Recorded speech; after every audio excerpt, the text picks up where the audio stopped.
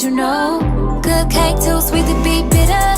Pretty girl with a hustle is a winner.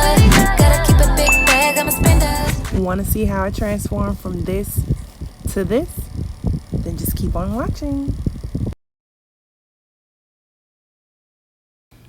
Hi guys, welcome back to my channel. It's your girl Tree, and today we're going to be working with Beaufox hair. I'm pretty sure that's how you pronounce it, but again, I'm not sure. But anyway, in your packaging comes your wig. You get a thank you card as well as some wig caps.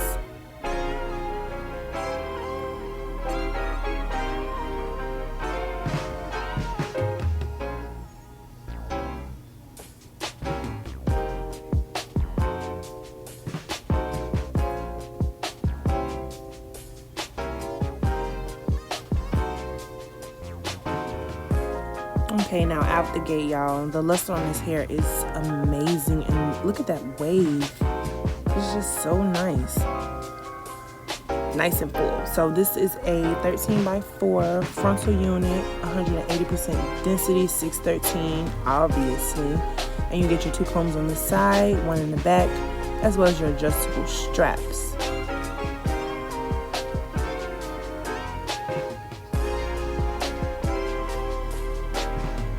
Here I'm just showing how the lace would fare on my skin, how well it will blend and melt.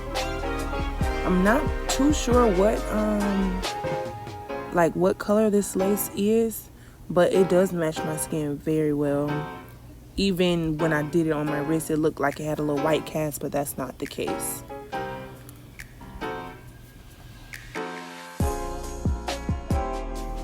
Okay, to start off this process, I'm going to be using my Shimmer Light shampoo to watercolor tone my hair. So instead of washing the hair with the actual shampoo, I'm going to use the watercolor method so it will evenly disperse throughout the hair.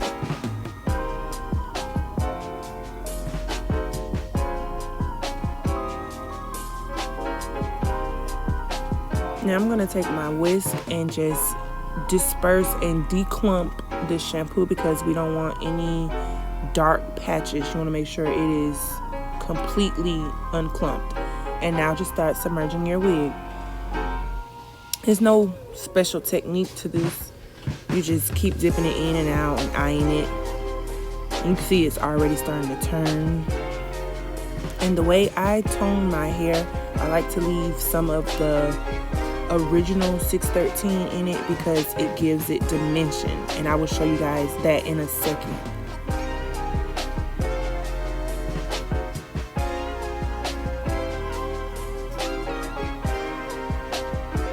You can also let this sit in here to get more tone, but I didn't want it too gray because I was going for the ash blonde. So I'm gonna just let it sit for like 5 minutes, and this is after I took it out. Now you see how some of the 613 is still there, and then you have some of it's toned darker and then some of it's toned lighter. I love when my hair comes out like this because when you go on to put the dye on top, it gives you the 3-dimensional look, and that's what we're going for. We don't want no flat, we want it 3D.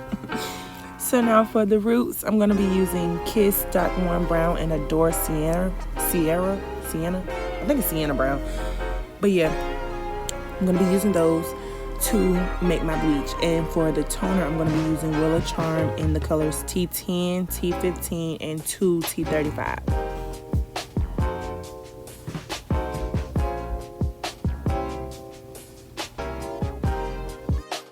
Okay, so I'm starting off by sectioning off the frontal away from the rest of the bundles, and then we can go ahead and start to apply our dye for the roots.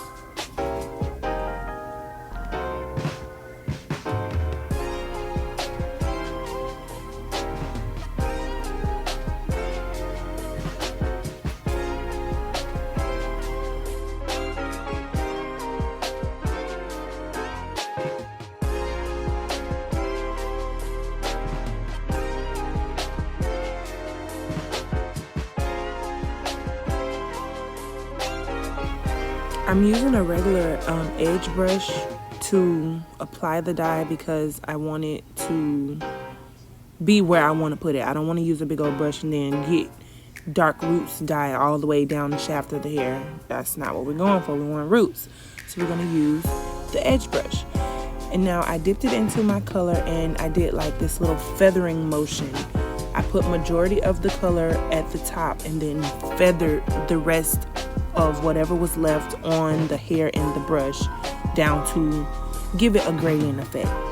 Now I slowed this down and zoomed in because I wanted you guys to see that I am not applying pressure at all to put the color on the frontal, because we don't want our lace to be touched by this dye. We don't want that to happen. So you use light, gentle strokes. Like I'm barely touching the hair. And you might have to go over it, you know, like more than once to make sure you are coloring every strand. But it's worth it because, like I said, we don't want no color going through our lace. Like that's just not cute. And that's where we're not going for.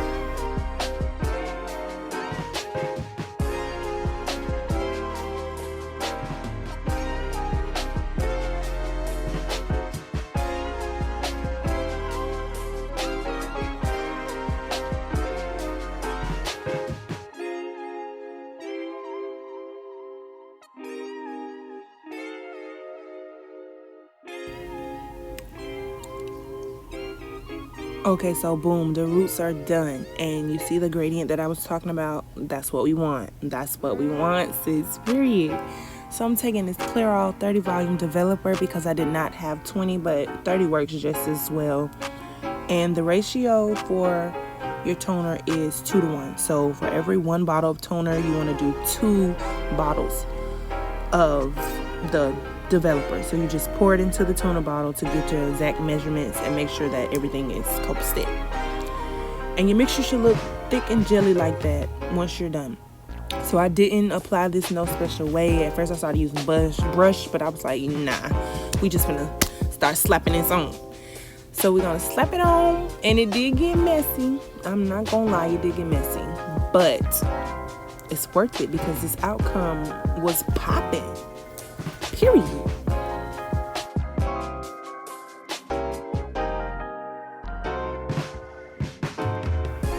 Now I did start using the brush once I got up to the frontal because I didn't want to tone out the roots too much. Like I did want to tone them just a little bit so it can give it even more of a gradient effect.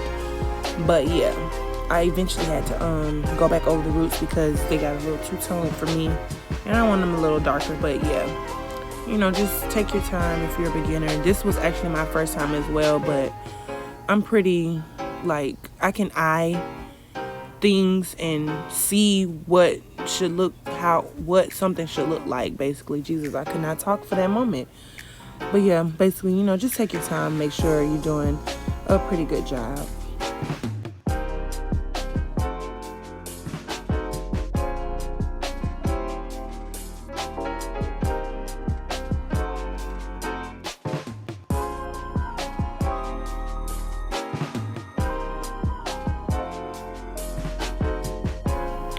Also comb through your wig to make sure the toner got on every strand. You know, there's just extra confirmation.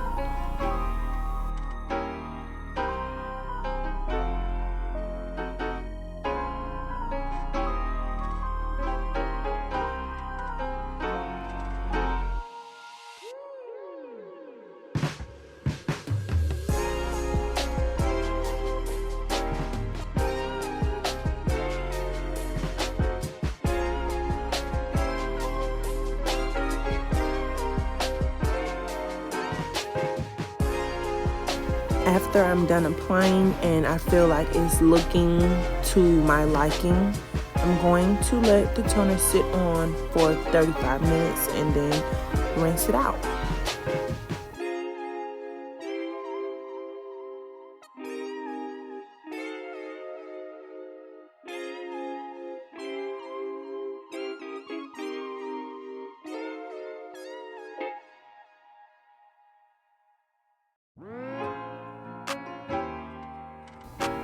This is the end of the video. I do hope you guys learned something and enjoyed watching me transform this unit. I inserted some clips at the end so you can see the hair in different lights and see the dimension that I was talking about.